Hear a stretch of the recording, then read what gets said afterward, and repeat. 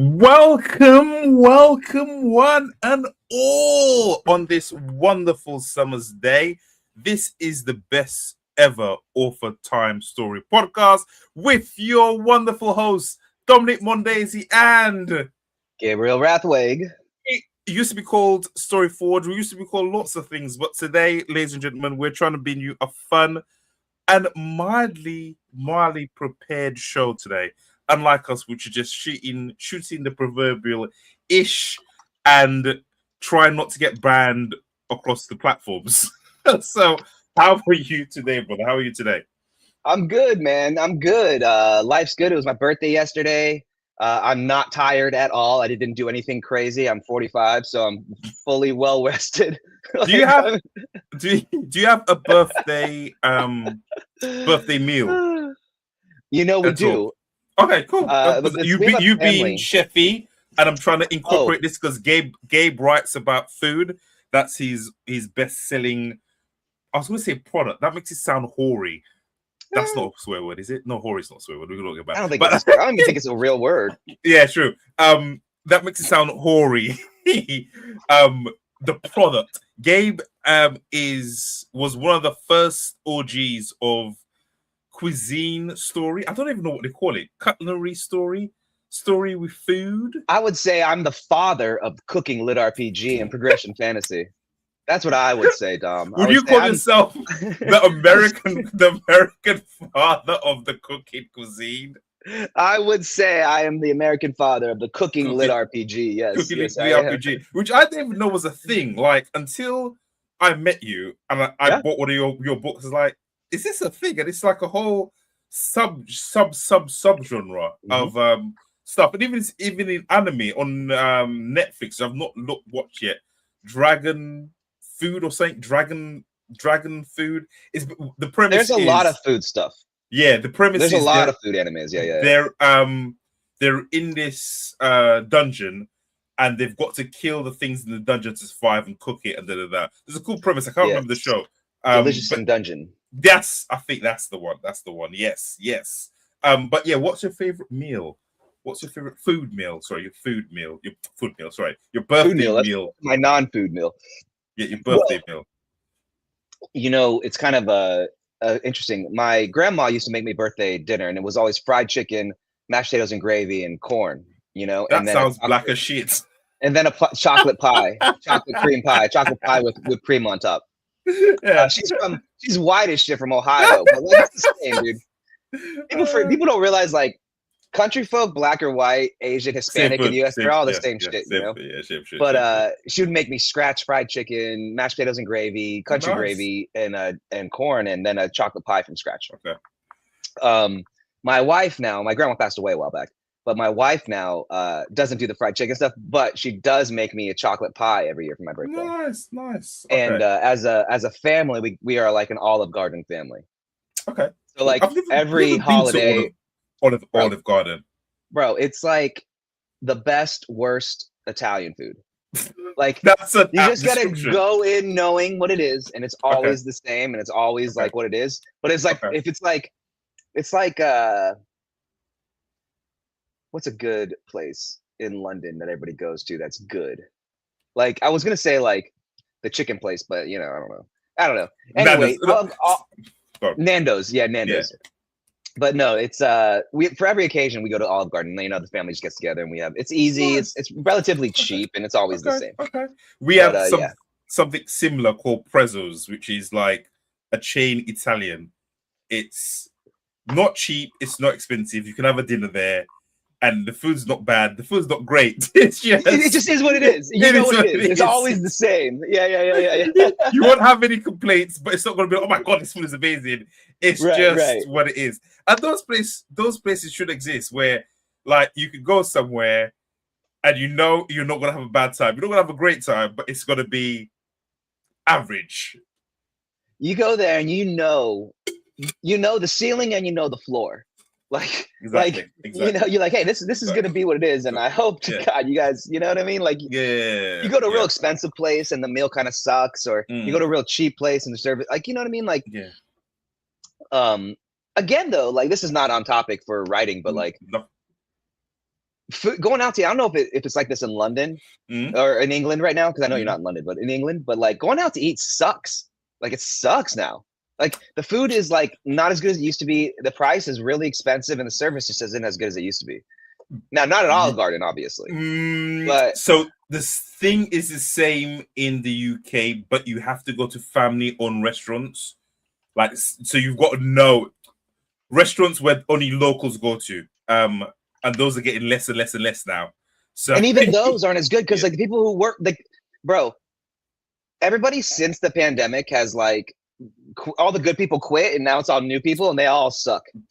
Not every single one of them, but shit. So funny enough, I'm going to a restaurant on my birthday. It's like a town over, and it's a little Sicilian man, survived the pandemic. He's been in the business for 35 years, 40 years. And his stuff is good. And he has for me, on Christmas or my birthday, I have to have a lobster. Like that's my thing, is a lobster. So, God, what you?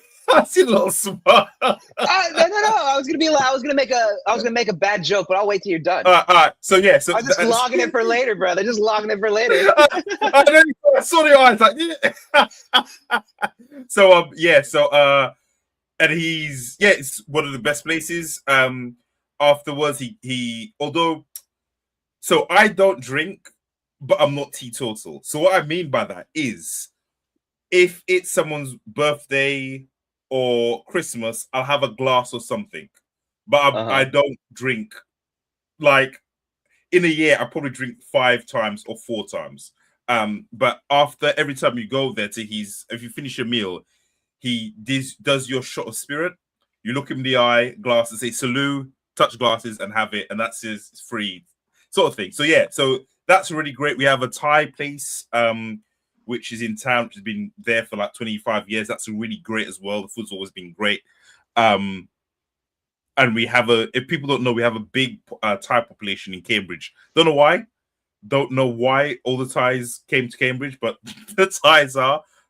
So great Thai food around in Cambridge. But yeah, if you go to London, the food it's not great. You pay for over the ends. It's not great unless you go to like Chinatown and go in somewhere like really seedy, full of Chinese people, and you've got to point at what you want. Those tend to be okay, but yeah, you're right. It's yeah, the food isn't great. Worst food.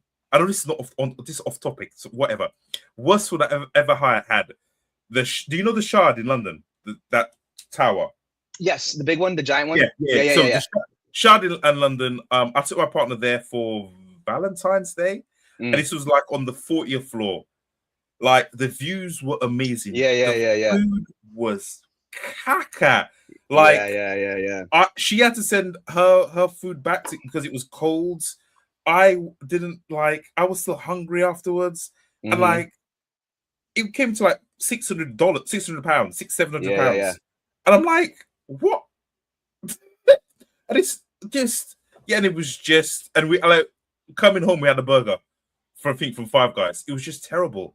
Like, and it just the experience was amazing, but it was just Was the food bad or just wasn't enough of it? Both, okay. My friend. So it was shitty and there wasn't much.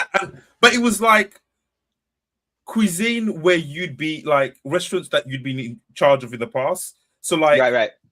Beautiful artistic stuff, but it still tasted like crap. I'm like, what? Dude. What am I paying for? Yeah, bro. There's something with the food. The food's just not as good. Like I've been watching a lot of stuff, and like the food's just not as good. The ingredients aren't as good. Like the vegetables they get aren't as good as the vegetables they used to get, and the meat isn't as good as the meat they used to get. It's all this stuff, dude. It's kind of crazy. Like I know. I feel like that old guy who's like, oh, everything's not as good as it used to be. But like, even the youngs are like, man, shit sucks. I'm like, hey, yeah, it's always sucked. But like, it sucks worse than it used to. Yeah. That's what. Man. Where do you get your meat from? Okay, we're going way off topic, but where do you get your meat from? Hello, everybody. Welcome to the best ever. Where do you get your meat from? Podcast. We'll go. So do I. So but he gets okay. So he's not like an actual, like he's a butcher. He cuts the meat up, but he doesn't cut the cow. Like he gets the cow pre-cut. They send him the meat. He chops up the pieces he gets. So this butcher is in a little town over from us, and they have stuff seasonally. So they'll tell you this pheasant or this deer was shot last night by us. Be careful, you might get pellets. So it's this like this deer. I love how you say it. Deer. This deer. Pheasant, like chicken, whatever has been shot, killed. They'll tell you the time. Now you pay a little bit extra, but the meat is. And I've been having it since we lived here. And then sometimes you run out, and I go to the supermarket or the store, and the meat is just pale and. Yeah, I used to get meat from this grocery store called Publix, which used to be the shit. Used to be like the best grocery store. Okay. Have you ever heard of a Publix sub? It was like a meme going around the internet. No. It's this grocery chain in the Southeast US, only in the Southeast US, and they make subs. It's like in sandwiches, submarine sandwiches. Okay. Do you know what that is? Yeah. Like a Subway sandwich. Yeah. But it's a grocery store. So they have fresh everything. So you get like all the fresh vegetables, all the shit, right? They make their sandwiches there. They have a whole sandwich station. You can get what you want from the store, bring it over there. They'll put it in your sandwich. Like if you want special mustards or cheeses, you give it to them and they'll put it on your sandwich. Like it's a meme. Like it's the best submarine sandwich you've ever had. Like there's nobody does it better. Now there's little mom and pop places that do different things, but like if you want like a sub, like it's the best place. And now, like even now, man, like it's like not so good. Like Publix, the grocery store is not that good. Like I used to religiously shop at Publix. Now I go to like Walmart and other places. Like, dude, and fucking it's crazy. Walmart's not that bad now. I'm like, holy shit, Walmart's not that bad. Walmart used to be horrible, but now I'm like, oh, it's not that bad. This is like a third of what it costs to go anywhere else, man. We will get back onto stories later, but one thing I have to say before I went. So we don't have Whole Foods over here. Well, we do, but it's only like a few stores around the country. Right. Nearest one is London, like anyway. But when I was in Denver, I demolished Whole Foods. Out the price was extortionate. It is not cheap, dude. It is not cheap. Extortionate. But that week, I was just it was beautiful. It was beautiful. Yeah, it was beautiful. Yeah, Whole Foods is dope. Sprouts is dope. Like, there's some pretty good grocery stores, but they're just so expensive, man. Yeah. But anyway, I get my meat from the butcher, and then I used to get it from Publix. Don't anymore. We have a BJ's like warehouse club. You know, it's like a super warehouse. You get like big of everything. Do you guys have that kind of stuff in like a Costco? Costco. Yeah. So it's Costco. It's Costco, but it's called BJ's. Okay. And they have like pretty good meat. They have a butcher in there, and they have like pretty good meat. But it's like, everything just kind of sucks, dude. This is a happy place, Gabe. This is a happy place. So, how are you? How are you? Tell us about for those who don't know, Gabe's book came out last week. Was it last week? Yeah, it's been about 4 or 5 days. 4 or 5 days. Look, that's me on a dragon boat in Thailand. Look at that guy with his ponytail. All right, Mercenary Reincarnated is Chef Book 2, a lit RPG adventure. Oh, damn, look at your reviews, son. I'm at 30 and it's 4.4. I thought it'd be at like a 4.8, but because it's only 30, this 1 star and this 3 stars really dragging me down. The reviews are coming thick and fast, though. Yeah, they seem to be going better than like people who don't like when have a new release. They don't come quick. But we're at 4,200. It's been fluctuating between 3,000 and 4,000, and that's fine. Number 7 in Dungeons and Dragons. I was up to number 50 in Gamelit, but dropped back down. But that's okay. Book's doing fine. It's about the same as the other one, Book 1. So it's doing good. Yeah. I saw Book 1 climbed up the rankings a little bit. It got up and then went back down. I think it's at 12 or 14. Yeah, 15 now. It was back up to like 10 or 9. 10, I saw that. Yeah, it went up a little bit. Yeah. A little bit boost. For the next month or two, it'll sit around, they'll probably sit up there. So that's good. We were talking about this. Was it Saturday? Saturday? Yes, we were. Yeah. We did the podcast Saturday. A lot of stuff is out. This is like the same thing that happened last time. Yeah, they've put you in like I'm coming. Like they put me out with other in the stuff big that's dogs. big. Like even when your first book came out, you were like prime, like monsters. I'm like, fuck, like. I felt if you'd come out, bro, like I was a like, week before or after. Why do I got to release with fucking Zogarth? I know, with like Seth, with he who fights with monsters. Yeah, dude. It was like it was. Steve, Rhett, what the F, dude? Why are you putting me with these giant killers, man? Bring me down to the B tier, dog. Put me out with the C tier. What? No, it's because I'm an A tier, bro. I'm an A tier. That's why. So I'm an A tier writer, Dom. So I'm an A tier writer, Dom. You are indeed, my friend. What? Again, I am talking up my ass. Like I do own a publishing company, my own. So I don't own what Afon does is multi-millions, whatever. But I'm surprised they don't. What? When we first started talking to them, they were a lot smaller, and they did pick when they released, but now. They have so many releases. Yeah, so what I was going to say is I'm surprised they don't stagger it, as in instead of putting your big hitters out all at once, like Zogarth's 1 week, Shululun's the next, but I don't know, they may not be able to. Like they have so many big hitters. Yeah. And everybody's putting a book out a month. Yeah. The big hitters are putting books out every month. Yeah. So you can't not like I was joking about releasing me with somebody else. The thing is, dude, there's just let me pull us over here. They're just everybody's putting books out because we'll talk about this. I think we don't forget, but AI books are prolific. They're dominating. If you're a big dog, you'll disappear from the AI. Like the amount of AI books there are is crazy. And it's not like all fully AI, but people using AI to release books really quick. Fuck it. While you brought it up, have you got any examples that you'd like to delve into before we move on to happier topics? That accented healer, he's come out of nowhere and he's been killing it. I've not heard of that guy. This is number 16 on the Starter Zone. Who's the what? Never heard of this dude before in my life. What's his name? What is his name? I don't want to say any names. I don't want to get hit with anything. Okay.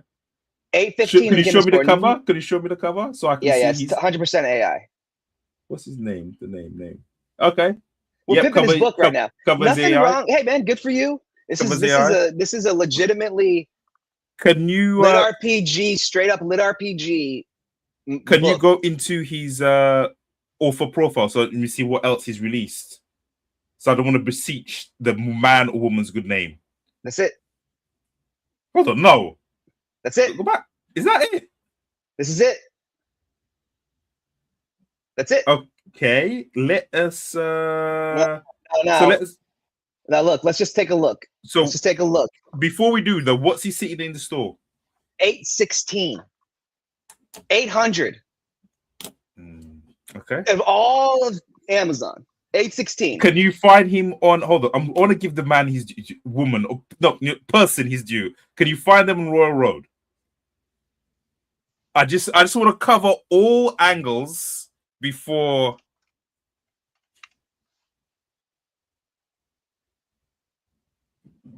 Yeah, see, he's got some Royal Road. Is that him? No, I don't know who this is. Maybe. Inactive. 11, 7, 8, 2, okay.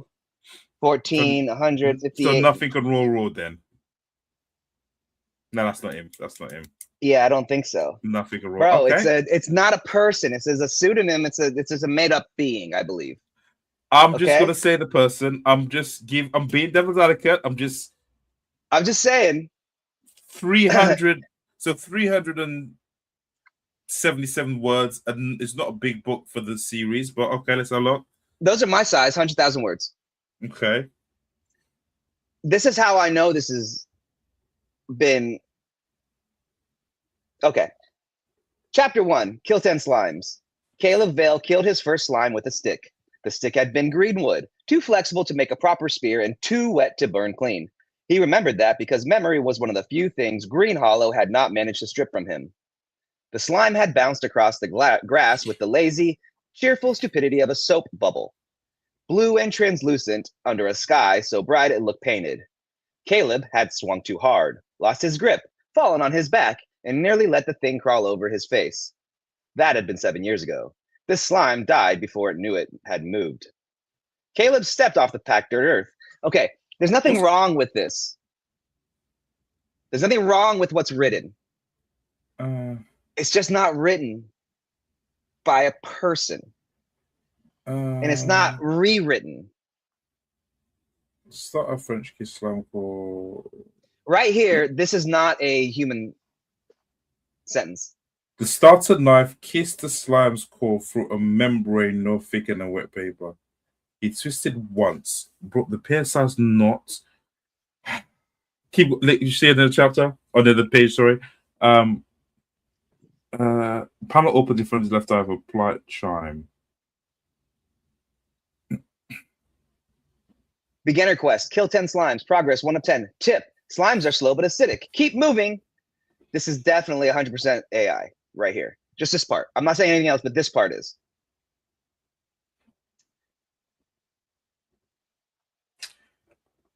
Look, there's nothing. Look. We were talking hold on. Caleb wiped his knife on a strip of rabbit hide tied to his belt. Good tip, he said. The system did not answer. It never answered cycles unless it was trying to make a point, and Caleb had learned not to give it free opportunities. So you know what I'd say out of this, and I don't want to buy this, but I'll probably buy it, get a sample. It sounds very generic. That's all I can say. Stop right here. Right, okay. Just look. The hidden slime fattened itself in the grass behind Caleb's right heel, waiting for him to chase the first. That trick had almost cost him an ankle in year two. I'm just saying, dude. Caleb tossed the core shard from the first slime high into the air. The hidden slime reacted to the it rose from the grass in a hungry blue sheet, stretching towards the failing bait. Because there's something about this. I don't know what it is. No, you do know what it is. It's not bad, bro. It's as good. It's as well written, young adult fantasy, written by AI. What is the comment say? Because sometimes people normally call this out. What is the comment saying? How many? All right, here, let's play a game. Okay. All right, we're gonna go and we're gonna pick. We're just gonna go to bad comments. Okay. Now. Let's see. All right, those watching. How many of the bad comments are going to say AI? Because I don't want to be. I don't want to be a hater, so I'm trying to give this person their due diligence. Stop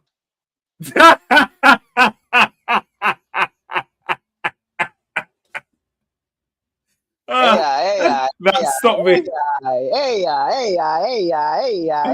Now stop me right in my tracks. Hold on.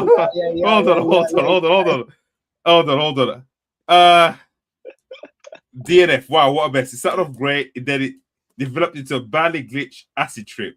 It made Alice in Wonderland look like a normal day at the mall.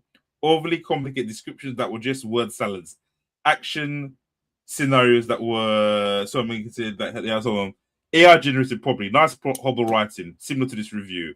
1 to 3 sentences, mostly flat. Other characters, like all our NPC, I gave it at 80%, 82%. I'm going to give every AI generated book a 1 star until Amazon starts properly labeling them, marked as AI generated. I'm sure they could train an AI system to detect whether new books are written by AI. Too much AI, just like every other AI book out there. Sucks because I actually like the premise. So save some hours of your life and skip it. Should have checked for AI stop before wasting my time. Okay. These are 1s. Let's look at the 2s. Not many 2s. More AI slop. AI. This says choppy, but he doesn't know because it's AI. But here's the thing, dude. He's number 816 in the store. or she, or they, or them, who the fuck, whoever they are. So, how many books are out of that this person's at the moment? 1 of 5. 1 of 5. But look, here's the trend. Book 1, 4.2. Book 3, 30. So 271 on book 1 to 34 on book 2. And then to 7 on book 3. To 7 to 4 to, this isn't out yet. But it's definitely 100% AI. Like 100% AI. Anyway. Now that's one. That's just one book. I just picked that one. I did not. I just picked it out of the blue. I wanted an AI. Next episode is we're not gonna fucking talk about AI. I'm tired of talking about AI. Fuck AI and everything about it. Now this guy, I don't know him, but it reads like AI. But people love it. And that's fine. It's killing it.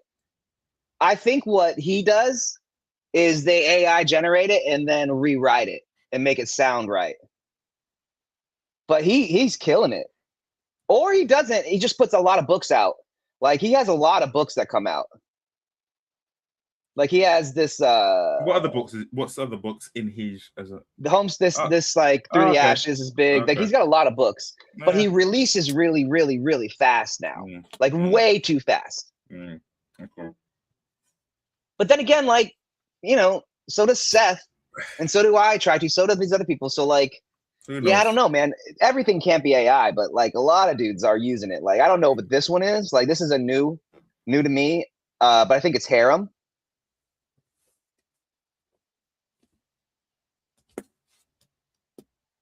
This looked like it might be him because it doesn't have the same setup. No, this looks like AI too.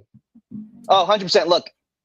Boom. I use that. I use M dashes. You can stop that. I love a good M dash. How many do you use in a book? A lot. I use a lot of dashes. Well, that's AI. That's AI.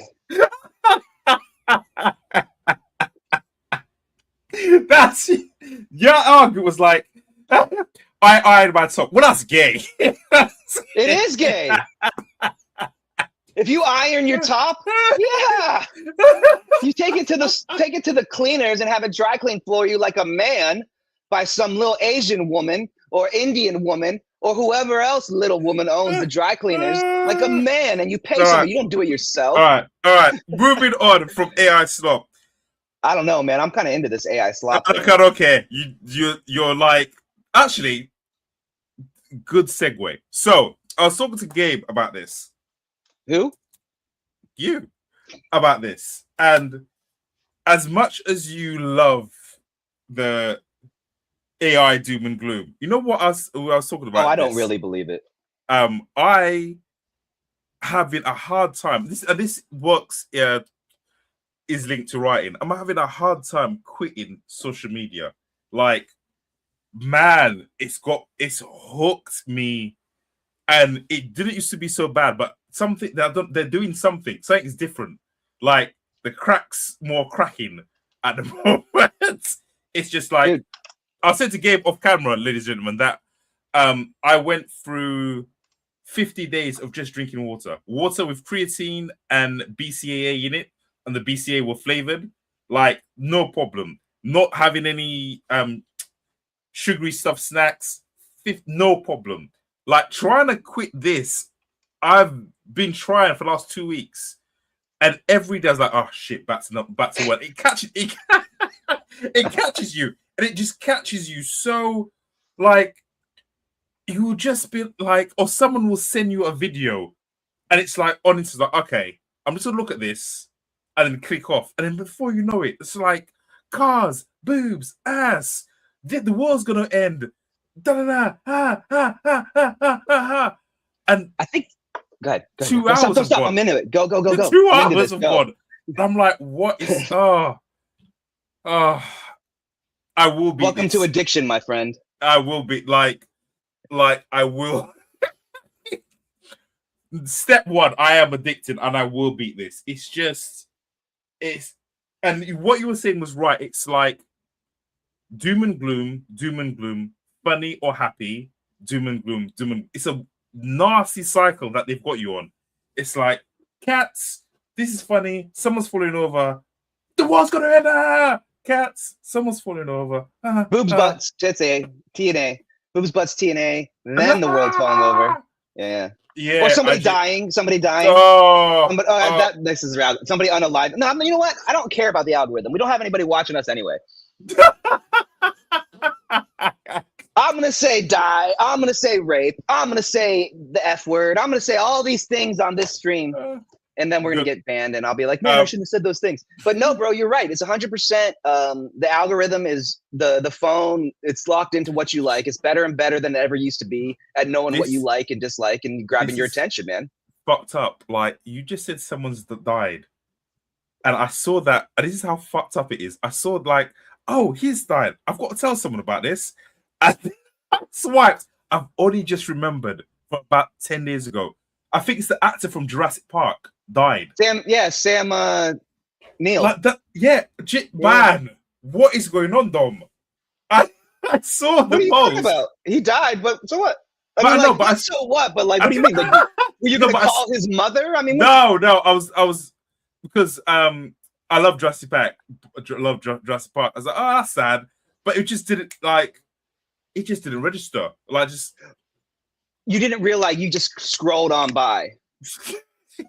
If it was like a movie or like a Black Mirror, it'd be like this guy is addicted. Like, oh man, dude, I was watching this one video where this this girl like falls off a cliff, like doing a selfie, and somebody recorded her falling off the cliff, and somebody found the videos, and they put the one of her recording herself falling off the cliff, and then side by sides it with the person watching her fall off the cliff and die. And I was like, riveted, and it was like, oh my god, why am I watching this? But I was just like, that's fucked. The first thing I did was like, oh my god, they died. And then I was like, wow, how they find it? You know, I'm like, holy shit, bro. Fucked up. It was crazy. Like, she's like doing the thing. She's like, and then like tumbles off, and I was like, ah. And then there's some guy, like some Chinese guy's like recording. He's like, and then she like fall. It's like hilarious, but it's like, oh no. I'm like. Like my like empathy for this is so low now. I'm like, dude. No, I know. It's bad, bro. It's bad. And I'm bringing this back to writing. So all coming back. Gabe does a great thing where he gives his wife his phone.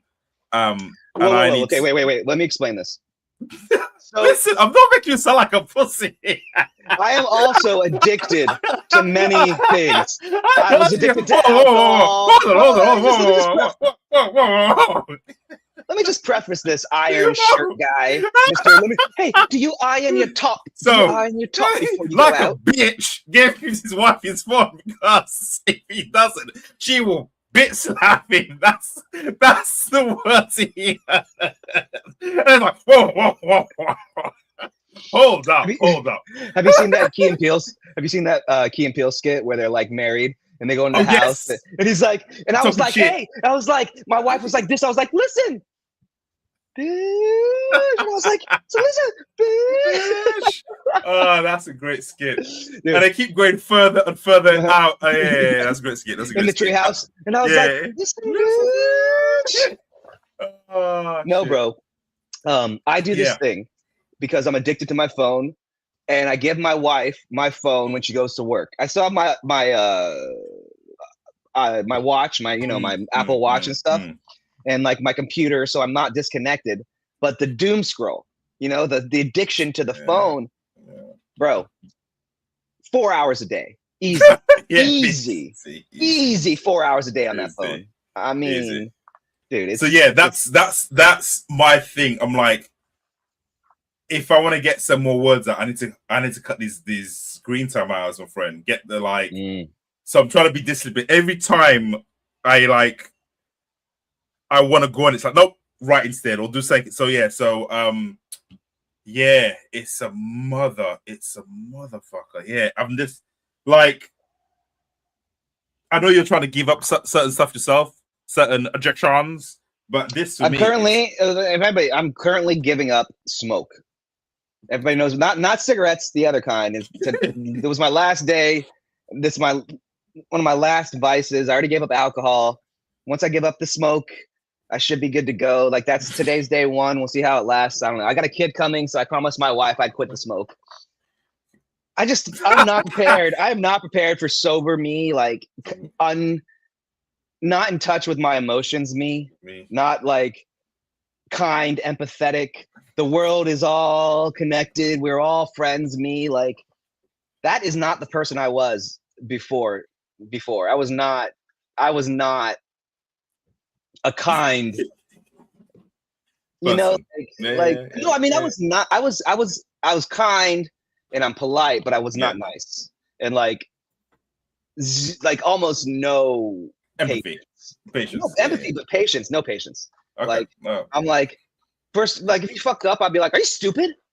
Like, first answer, are you stupid? Like, what's the matter with you? Like, right away. No, like, oh, hey, it's okay. That's all right. We'll figure it out. And I was like, you fucked up. Are you an idiot? What's the matter with you? Like zero.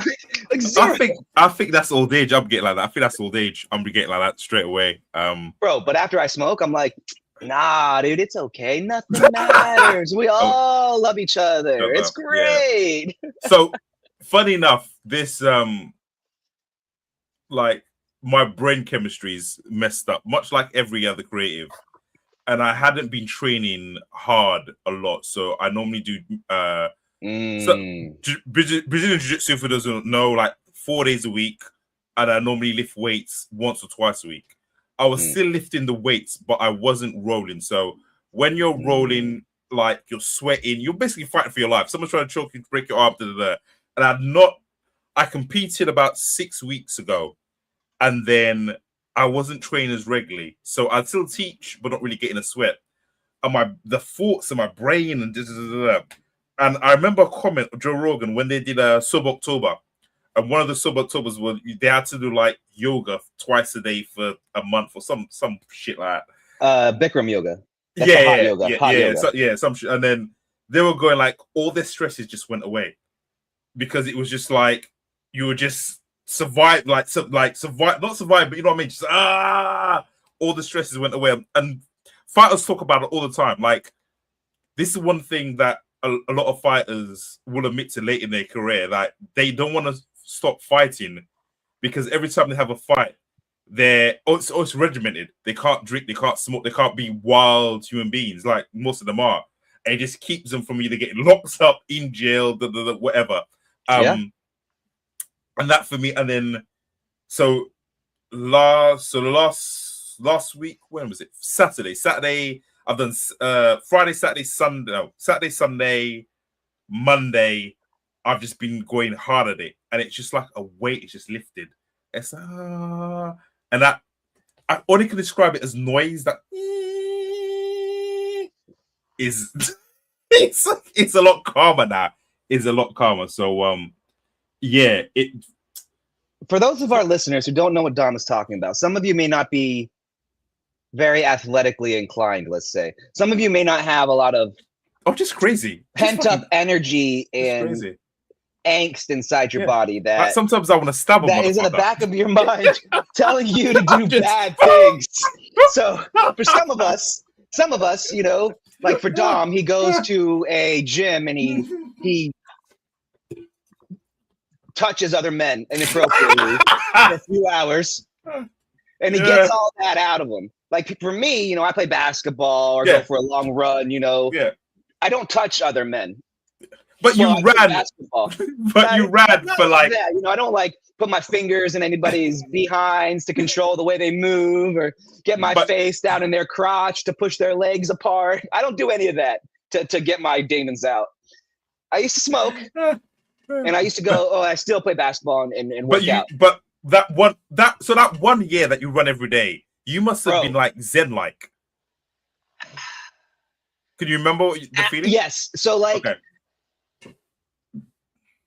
at first, for the first here, I got a video. We can show it later. Okay. Maggie made me a video of it. Like she recorded it all. Like put a little compilation together. Okay. Yeah. But at first, for the first like few months, the first 2 weeks. So I think for most people, when you pick up a new like passion, right? Like say you're gonna do this thing, you got about 2 weeks of like real like, you know, investment. You know, you're like into it. Like you're just gonna do it. But after that 2 weeks, you kind of like cater off, you know, plateaus, you get tired, you kind of like, I don't want to do this, right? Yeah. It sucks. It's winter, it's cold, it's raining. What am I doing? Yeah. And so but then you push through and you get to like 30 days. And by 30, like day 30, you're like, oh, I got this. This is me. I could do this every day, no problem, right? So like, it's hard for that first like second 2 weeks, but then day 30 comes and you're like, oh, I'm in it, you know? And then you're going like every day, boom, you know, and like 3 months, 90 days goes by.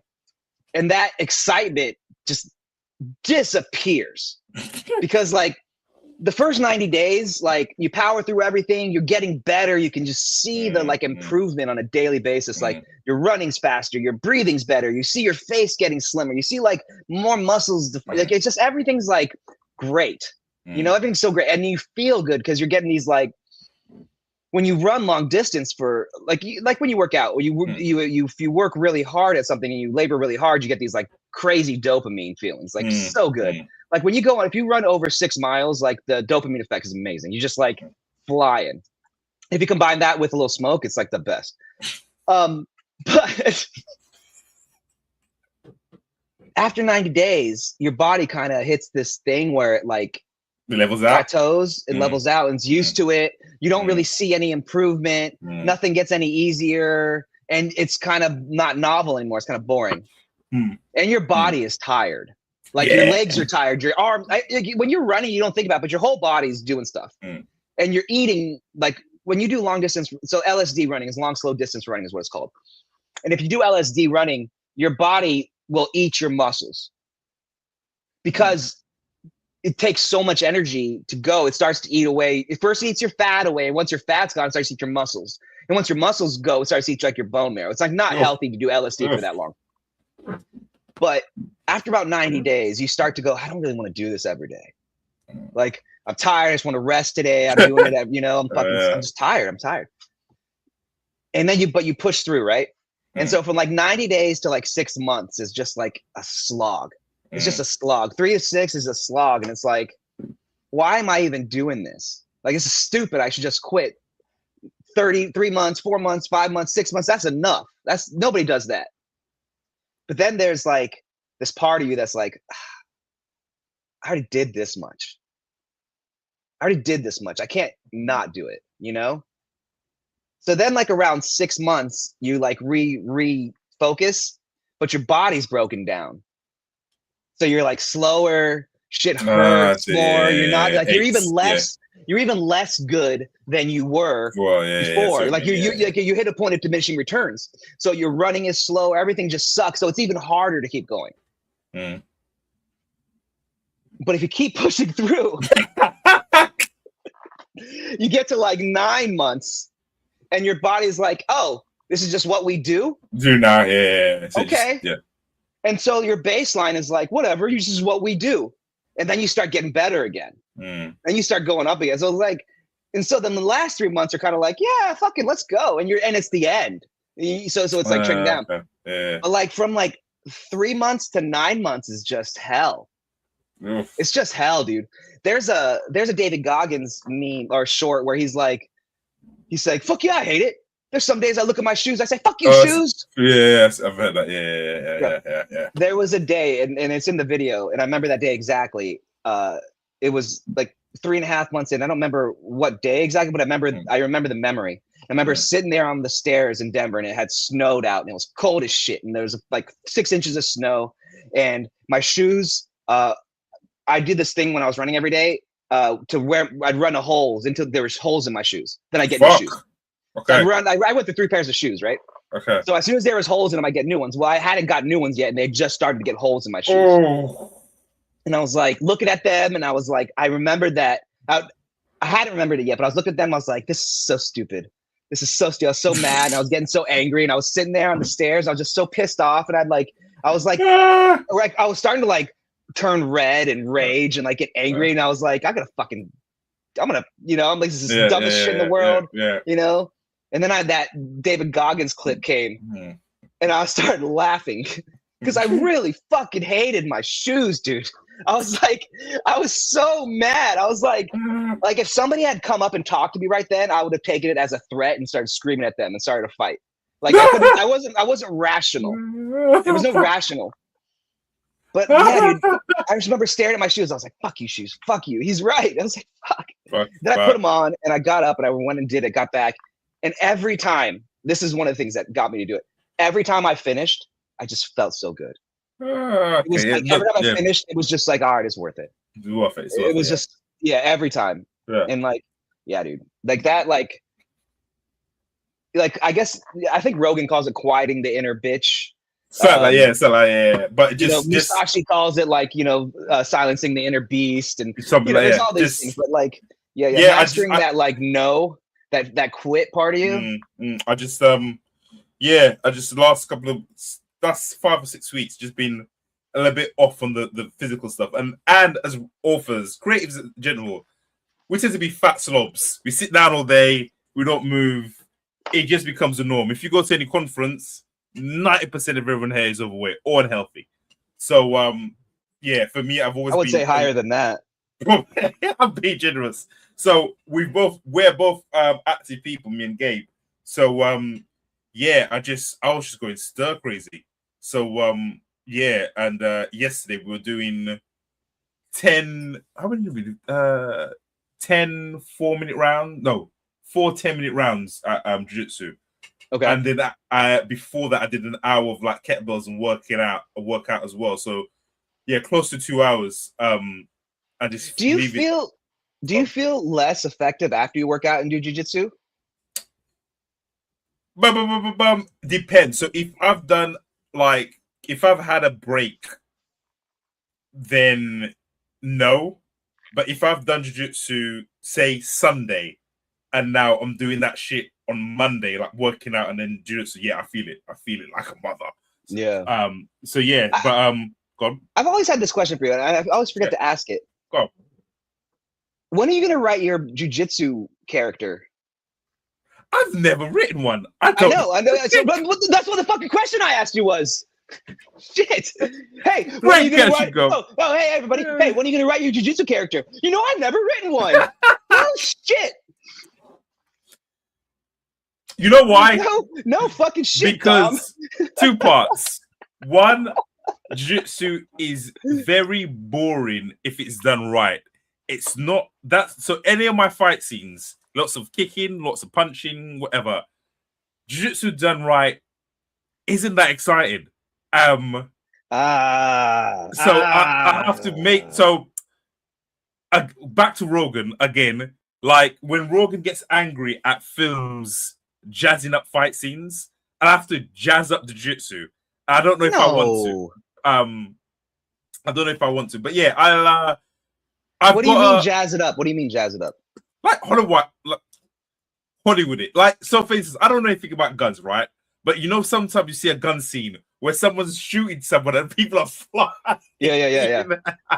And like that's why I love the 80s and 90s. Like when someone gets shot, they'd fly through the window and land.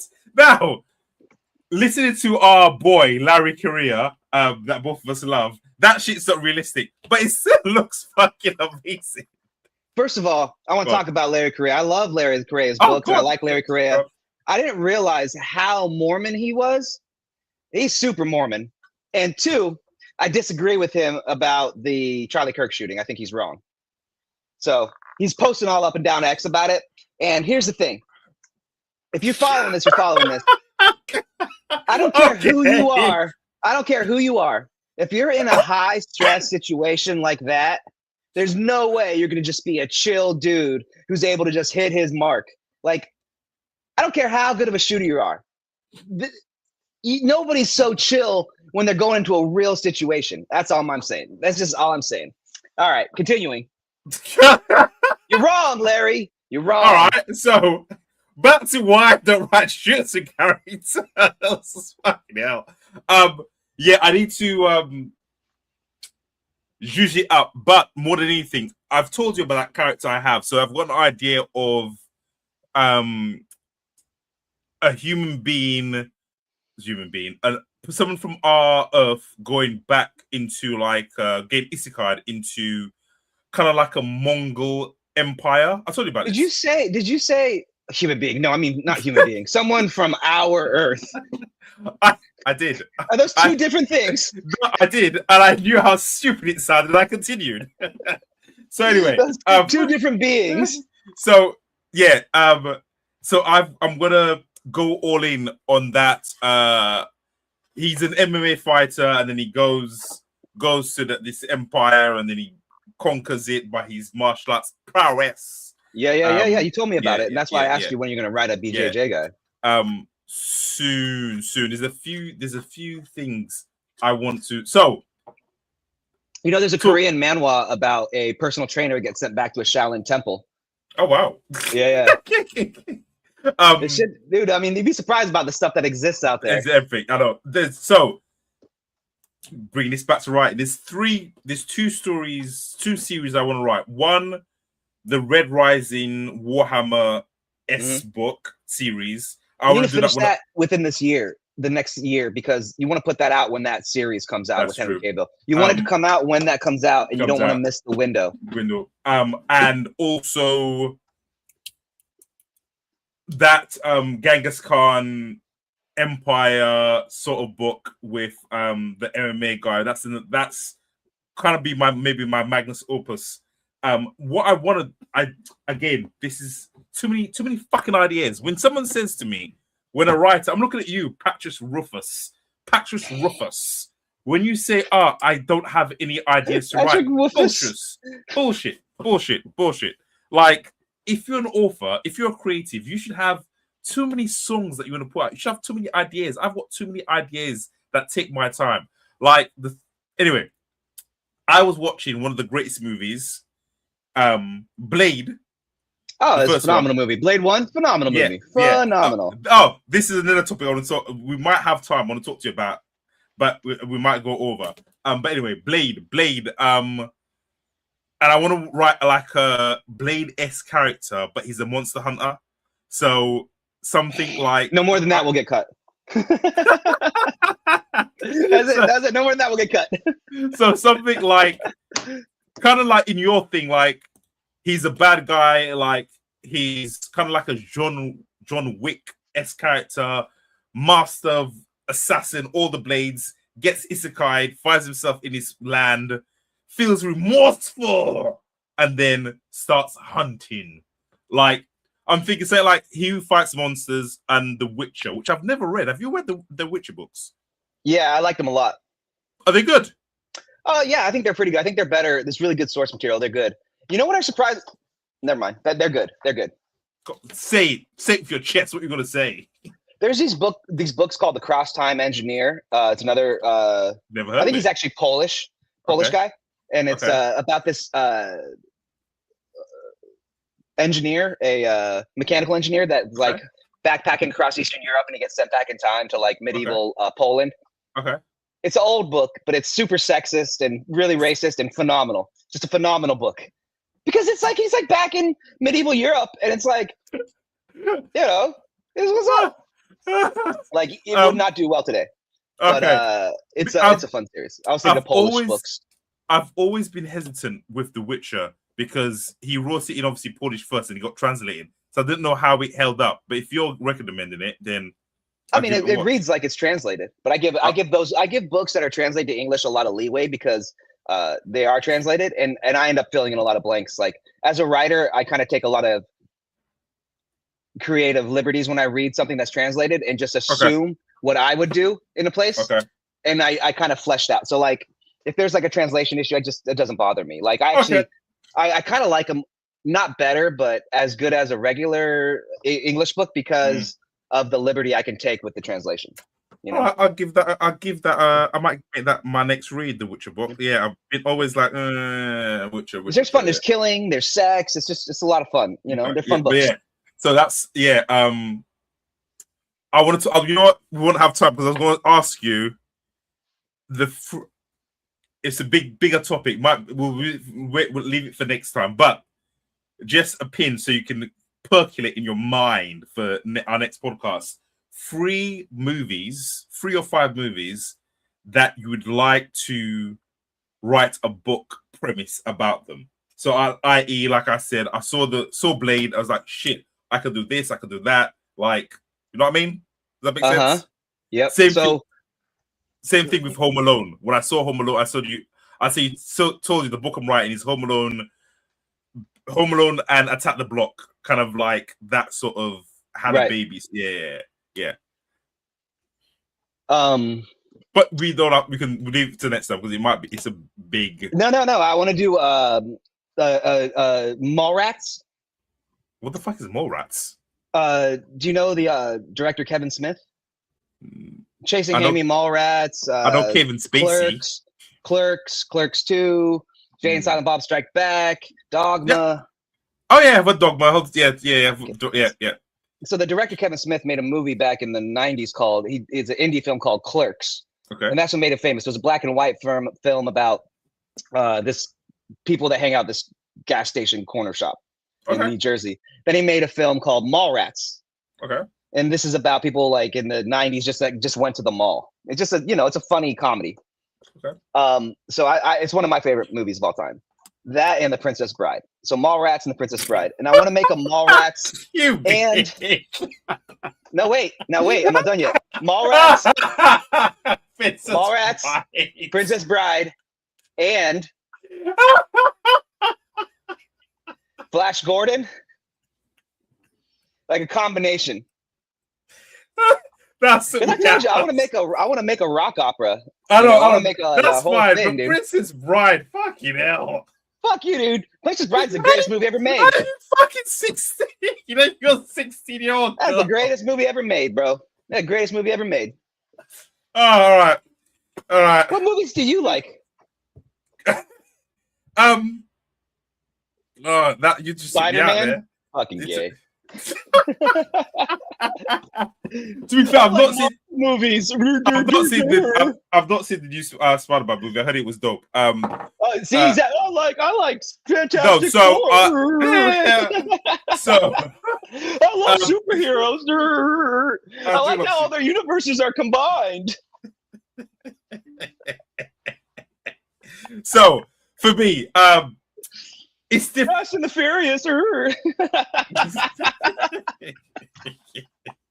So it's different for me. It's films I could watch again and again, but they're not my favorite films. So for me, Home Alone. I can watch that every Christmas, die laughing. I know what's gonna happen. And that's where what's up? Fuck you. Home Alone is a classic. Well, it's a classic. So Home Alone.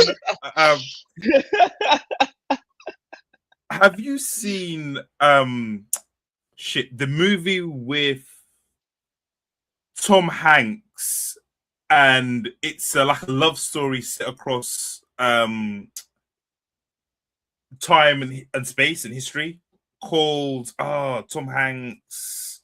Fuck. Is it a sci-fi movie? Yeah, sci-fi. Oh. Is it that Cloud Atlas? I love that terrible. Movie. Oh, I love that movie. I don't know terrible. why. I don't know. It's an awful movie. I love that movie. Dom. Everybody, don't listen to Dom. He doesn't know what he's saying. I love that. I don't know why, but I love that movie. And I don't know what my number 3 would be, if I'm honest. I don't know what my number 3 would be. I'm trying to think. I'll have to come back. We'll bring it up next week. I'll bring it up next week. But this is the thing. Which annoys me. We'll end on a rant. I don't understand authors who say they don't have ideas or like a book. You know what I mean? Like you should have thousands of ideas. Every time I see something, now I am actively avoiding ideas. If a new idea comes, like no, I don't, and I leave it alone. And if it comes back to me like 3 months later, I'm like, all right, that's a good idea. Some people only have 1 or 2 ideas. Like it's not that. Yeah. Like some people only have there's artists who only have 1 song. That's really sad. That makes it, so some writers only have 1 story. There's some comedians, right? You see comedian has 1 good stand-up and they don't have anything else. You have to be very true. The content, like learning about stuff is what gives you creativity, knowing, finding more things and stuff, consuming other things. And a lot of people just don't, they don't retain these things. They don't have like lots of talk about. They have like one thing, and that was their thing. And then after it goes away, I just find that sad, man. Just like, yeah, I just. We should. Oh, I just these dweebs. Just a quick one to the end for the end. We're not gonna do it yet, just for the end. We'll keep going. We'll finish off on a happy note. Yeah, I just these dweebs. Hey guys, you dweebs. Can we you guys want to do a podcast together? I don't think you're dweebs. Dom's a jerk. He's a jock. He would have thrown you in a trash can in high school or uni or whatever they call it in England. Hey mate, give me your lunch money then. Mate, what was I gonna say? No, which is crazy because you're like the opposite of that. You were like the guy that would protect the guy getting stolen. Anyway.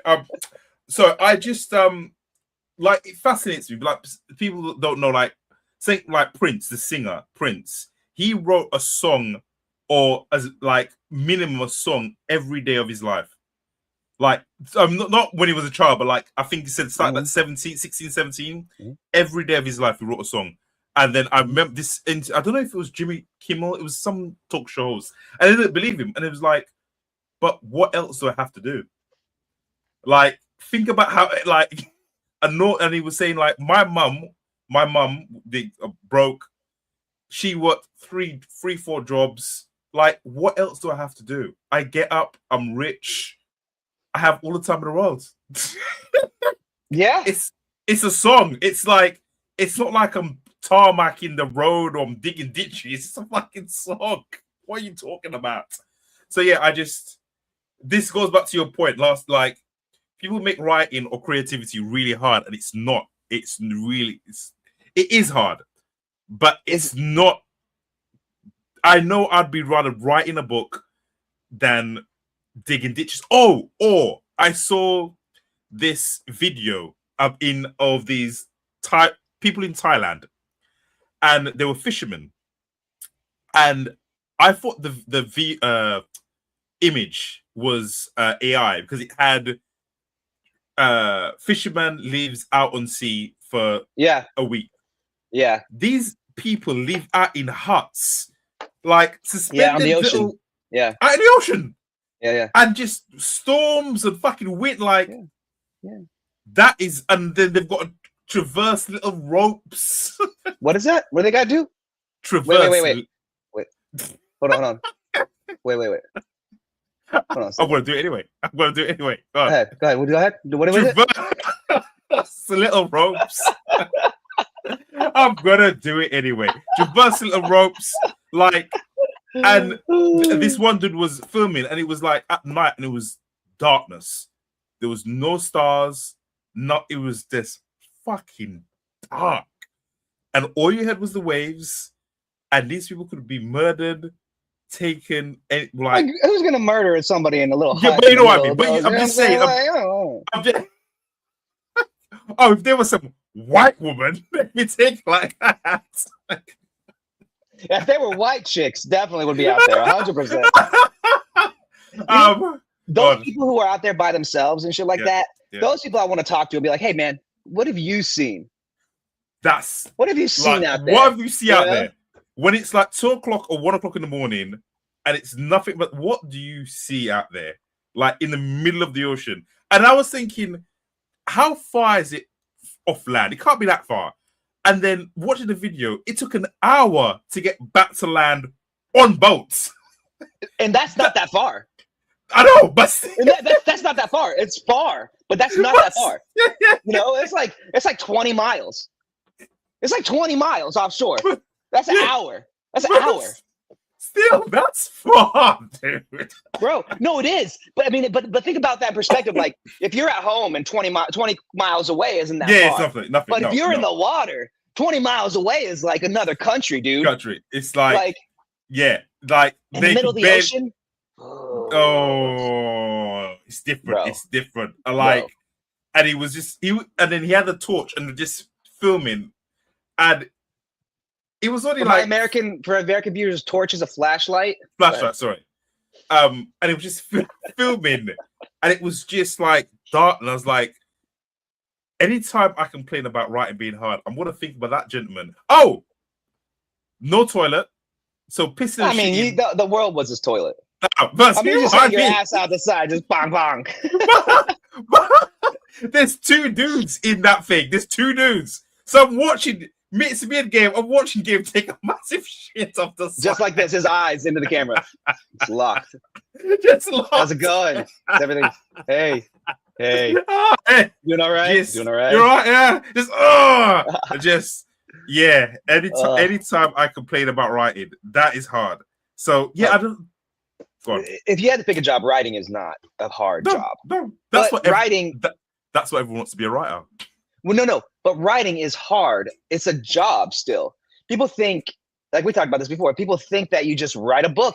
It's like it comes to you and it's a miracle and you're just good at writing. And one day you just sit in the fucking hut in the Caribbean and you write a book and there it is. There's your masterpiece. It's a job like any other, It's like you're a stock boy at a grocery store. You sucked when you started. I bet you're better at the end, You get better at it. But yeah, we want to pull up the gentleman. Let's have a look. Yeah, go. Well, I thought this was interesting. I thought you might find it interesting because it goes into what we were talking about. Literally the entire publishing reports.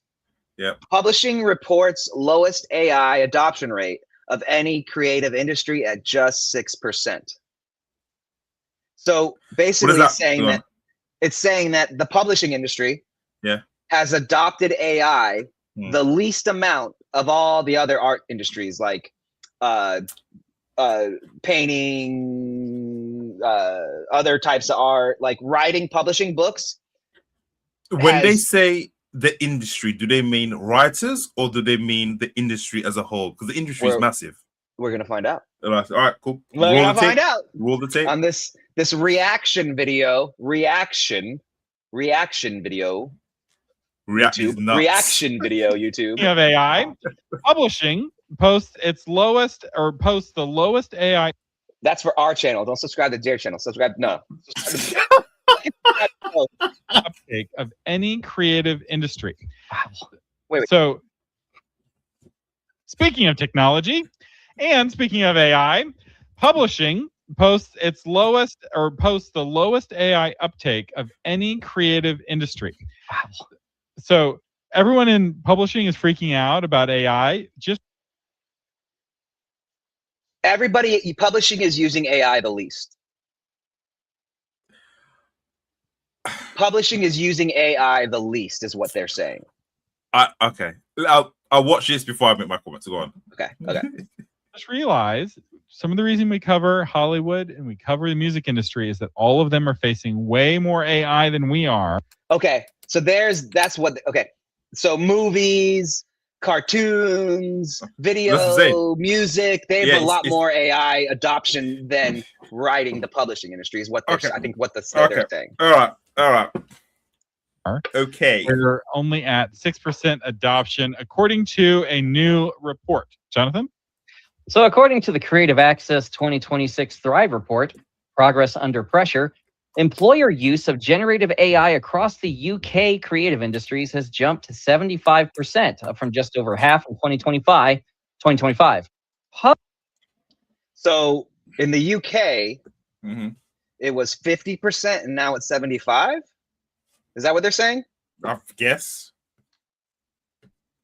UK creative industries has jumped to 75%, up from just over half in 2025.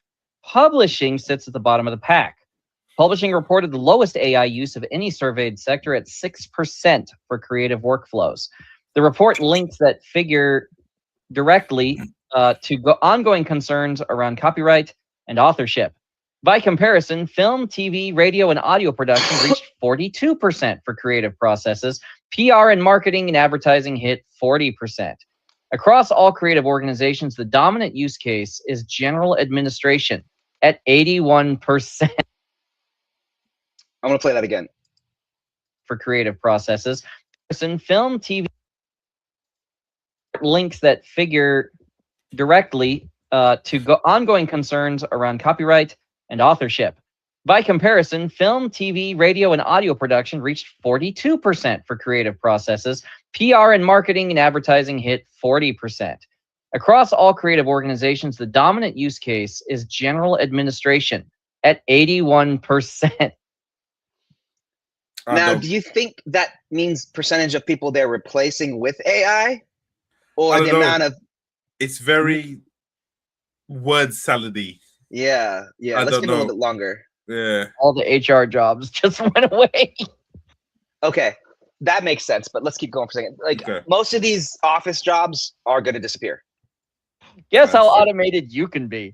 Reviewing TPS reports. AI is so good at reviewing TPS reports and finding and emailing someone that they didn't fill out their TPS report correctly. Oh, AI is great at that. Which is almost double the 41% recorded in 2025.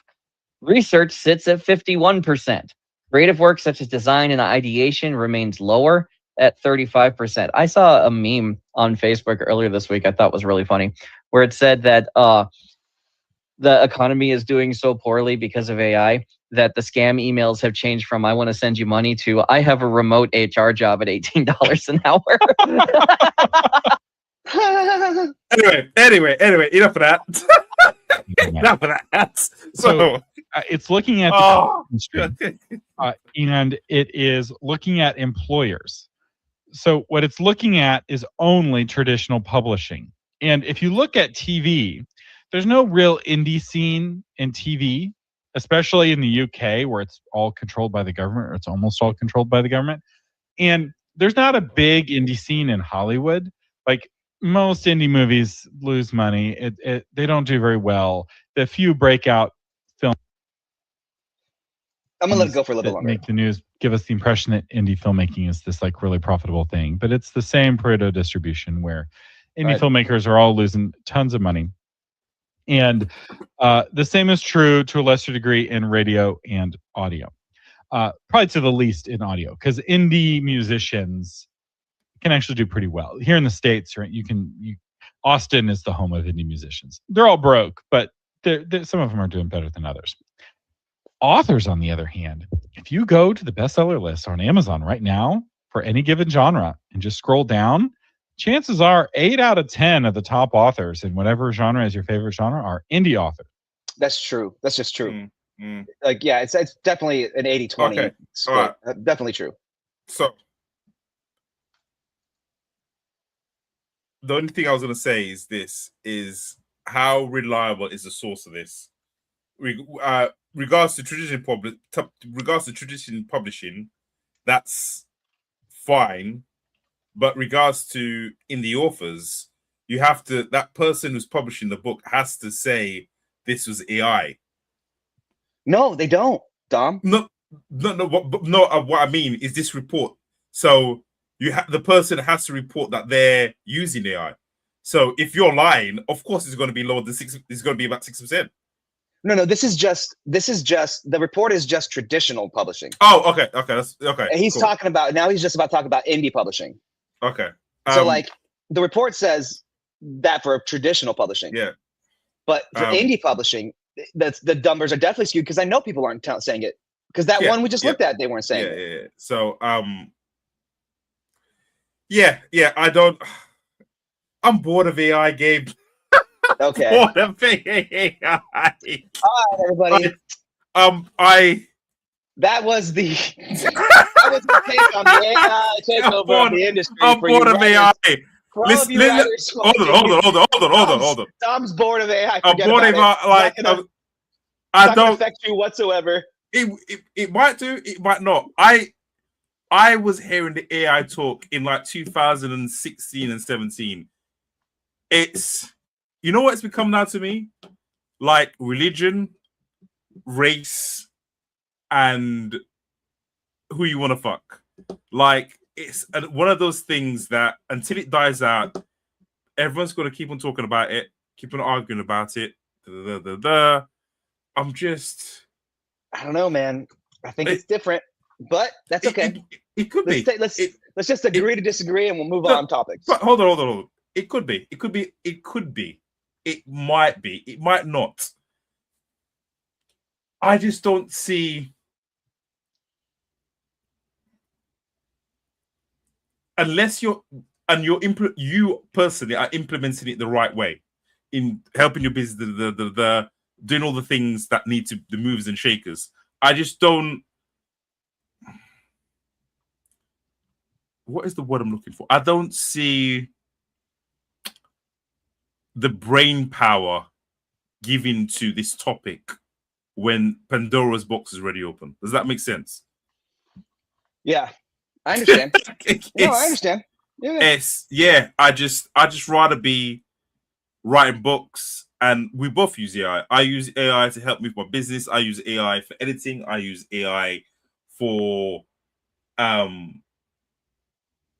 technical knowledge regards to stuff. Like, I use AI. It's an amazing tool, and anyone who doesn't use it for any reason, you're shorting yourself. Now, I don't use it to write, like I said before. Other people do. That's up to you. The only reason I'm talking about it, I'm bringing it up, is because everybody's talking about it. I know, but it's just what everybody's interested in. Like, now, you and I don't have to talk about it because we use it in certain ways, and we're writers. But just for the podcast sake, it's like, hey, everybody's interested in this topic. What are your thoughts? And you're like, I fucking hate it. I don't want to talk about this shit. I feel like everyone's beating a dead horse. Okay, well, AI is a dead horse. I feel like everyone's beating a dead horse. And if this wasn't like, we've gotten into the age of let's talk about something because it will get views or it will get whatever, it will get attention. Sometimes it's good to just make our own path, just make our own wave. Like, maybe it's just me being sentimental, awful, and thinking about when times were easier. Back in the good old days, when kids used to go out and play.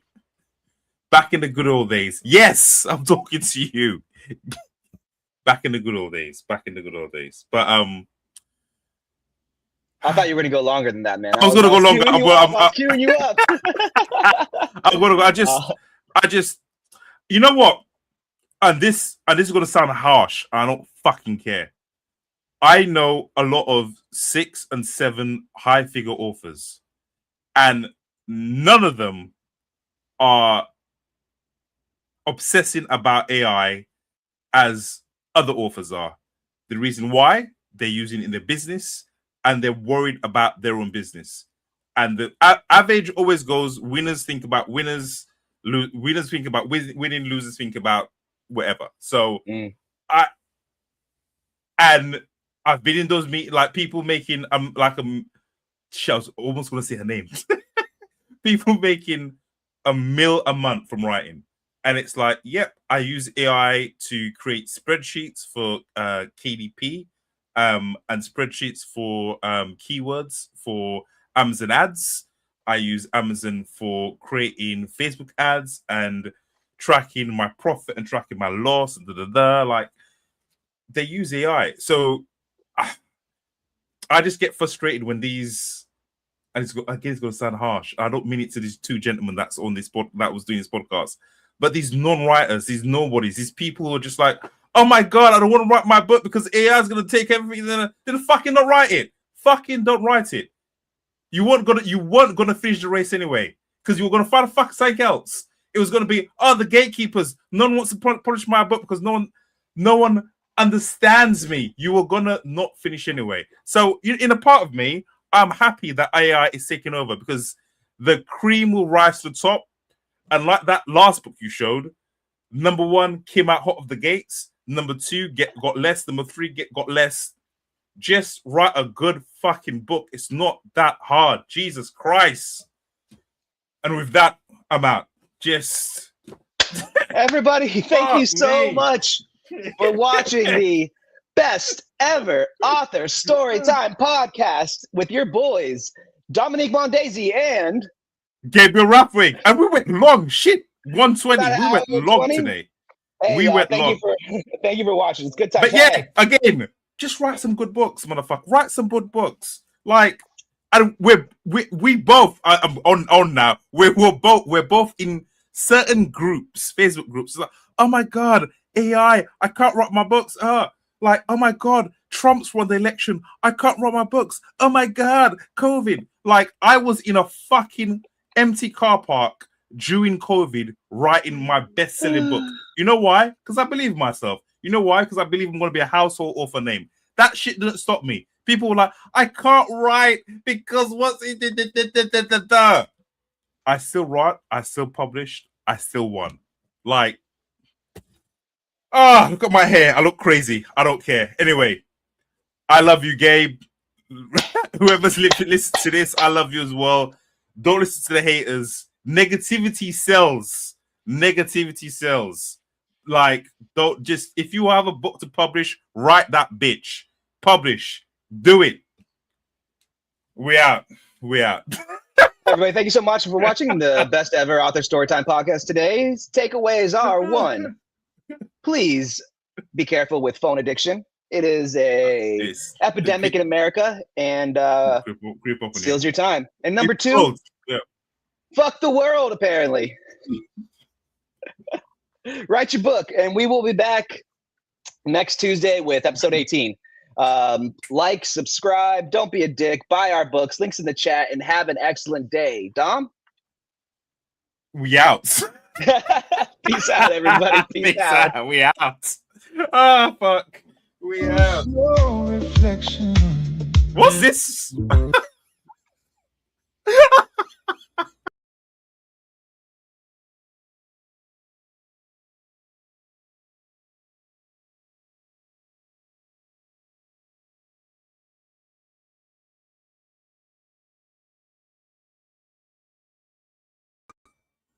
All right.